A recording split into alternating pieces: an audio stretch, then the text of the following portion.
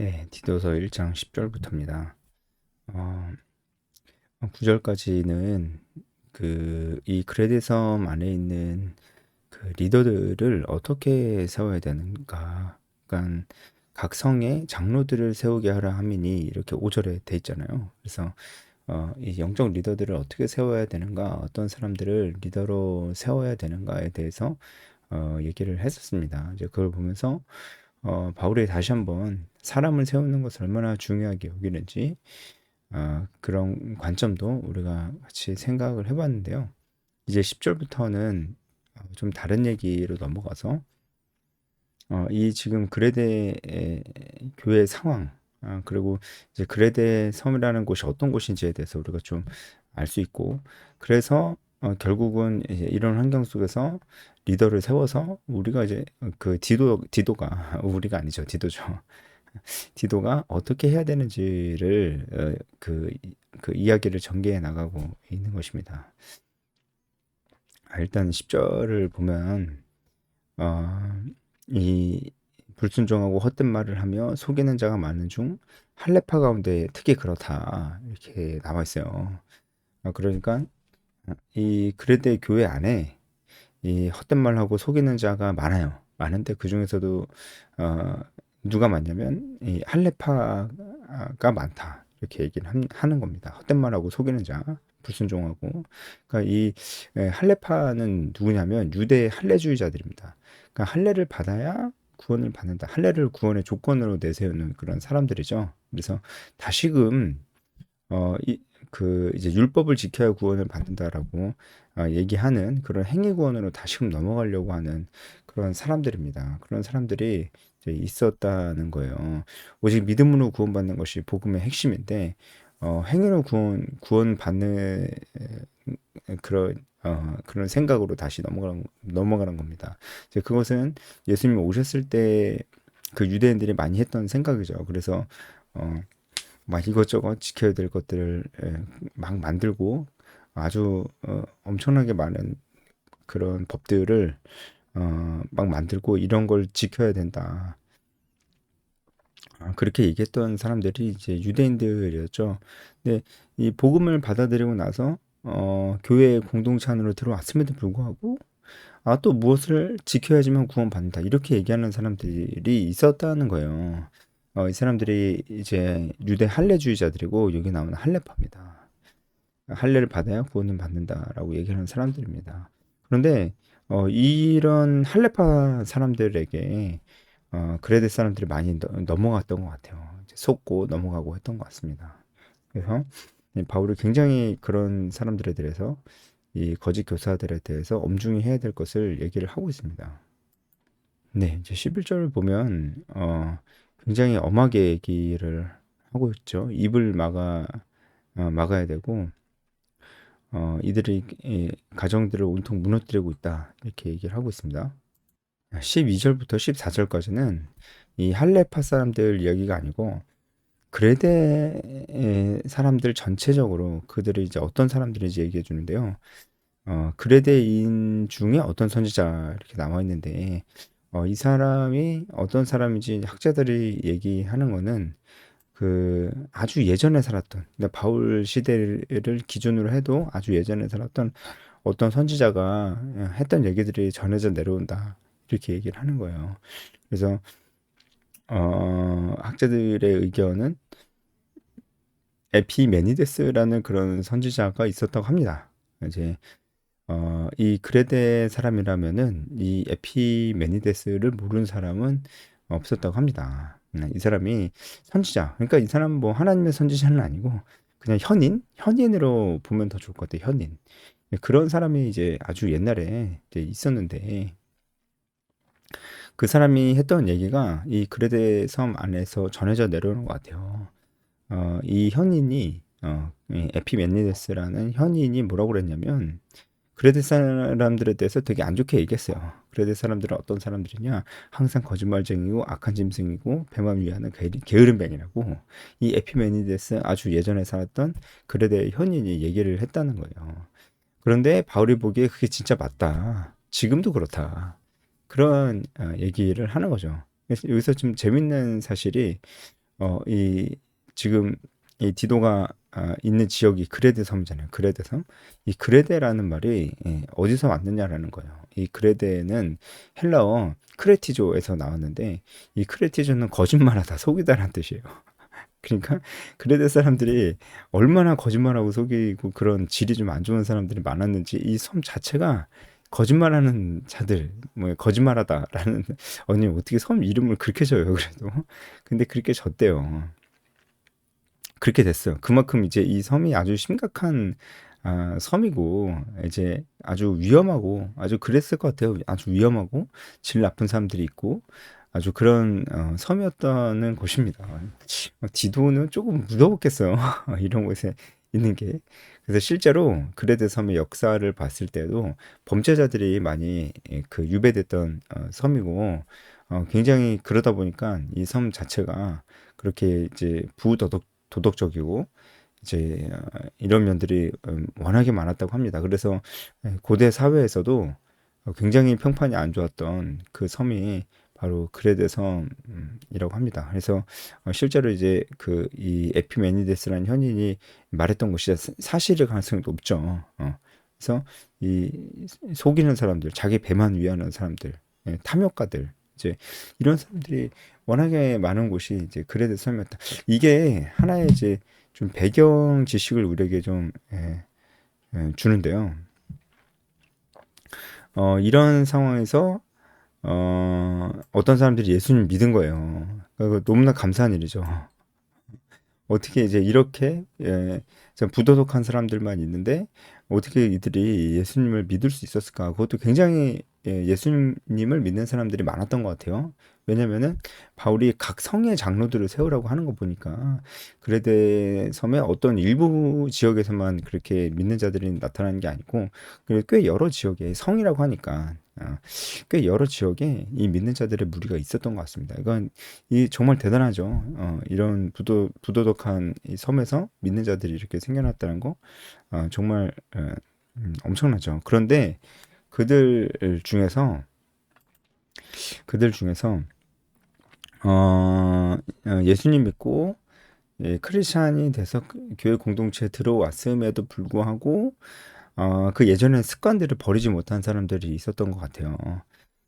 그러니까 막 이런 그레데 사람들의 어떤 그런 특징이 있었던 것 같아요. 그러니까 그리스도인 됐는데도 여전히 미숙한 모습이 있는 거죠.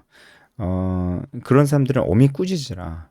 이렇게 얘기를 하고 있습니다. 아마도 이런 사람들이 이 할레파들이나 이런 거짓 교사들에게 많이 넘어가고 있었던 것 같아요. 그래서 바울이 굉장히 이제 엄하게 하라고 얘기를 많이 해요. 그리고 분명하게 하라고 교회 질서를 딱 잡으라고 이렇게 얘기를 많이 합니다. 그래서 14절을 보면은 유대인의 허탄한 이야기라고 나오잖아요. 이 표현이 디모데 전서에도 나오고 좀 많이 나옵니다. 이 유대인의 허탄한 이야기가 뭘까? 이거는 대체로 유대인의 신화였던 조상들에 대한 허탄한 이야기, 사람들의 명령, 이제 이런 것들일 가능성이 높습니다. 그러니까 하나님 말씀이랑 전혀 상관없는 네, 것들인데 마치 하나님 말씀에서 나온 것 같은 그런 뉘앙스를 주는 그런 이야기였던 것 같아요. 이제 유대인들이 실제로 율법을 여러 가지 쓸데없는 걸 만들어서 지키라고 할 때도 이제 하나님 말씀에서 나왔으니까 지키라 이제 그렇게 얘기를 했었잖아요. 그러니까 그런 비슷한 것들이 이제 있었던 것 같아요. 이런 것들 이런 것들이 바로 유대인의 허탄한 이야기입니다. 그러니까 이런 것들로 하여튼 그레데의 섬 전체가 사람들도 되게 안 좋고 동네도 이제 위험하고 그레데라는 곳이. 근데 하나님의 은혜로 각 처에 믿는 자들이 생겨서 또 믿는 자들의 그룹들이 각 처에 생겼는데 이게 얼마나 큰 하나님의 은혜예요.